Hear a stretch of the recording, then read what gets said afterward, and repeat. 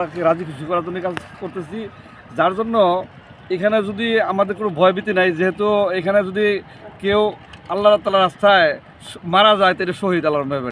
আসসালামু আলাইকুম প্রিয় দর্শক, আমরা সকলেই জানি যে টঙ্গী নদীর তীরে মূলত 31 জানুয়ারি, 1 ও 2 ফেব্রুয়ারি রোজ শুক্র, শনি ও রবিবার মূলত বিশ্ব ইজতেমার প্রথম পর্ব অনুষ্ঠিত হতে যাচ্ছে।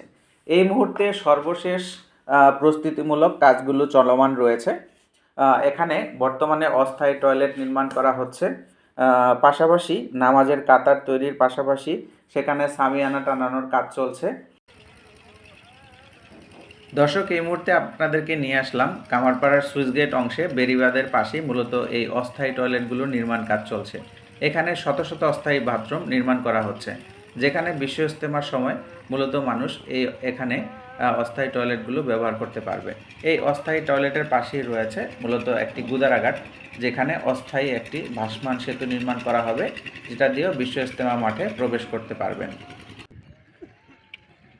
প্রিয় দর্শক, আপনারা এখন যে অংশটি দেখতে পাচ্ছেন এটা হচ্ছে কামারপাড়ার পাশেই যে পাইকারি কাঁচা বাজার রয়েছে, এই কাঁচা বাজারের পাশেই মূলত একটি গুদারাঘাট রয়েছে, যেখানে অস্থায়ী একটি ব্রিজ, ভাসমান ব্রিজ তৈরি করা হবে। এই অংশটির কাজ মূলত আমরা এই মুহূর্তে দেখতে পাচ্ছি।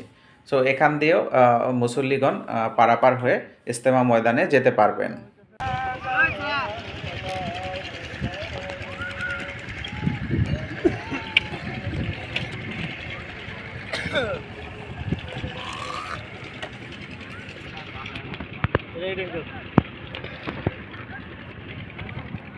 মানে এখানে সারমিয়ানা বলতে এখানে যাতে ফুটপাত না বসে, এই জন্য এখানে এরিয়া দেওয়া হইতেছে যাতে মুসল্লিদের বহিরাগত মানুষদের যাতে কষ্ট না হয়।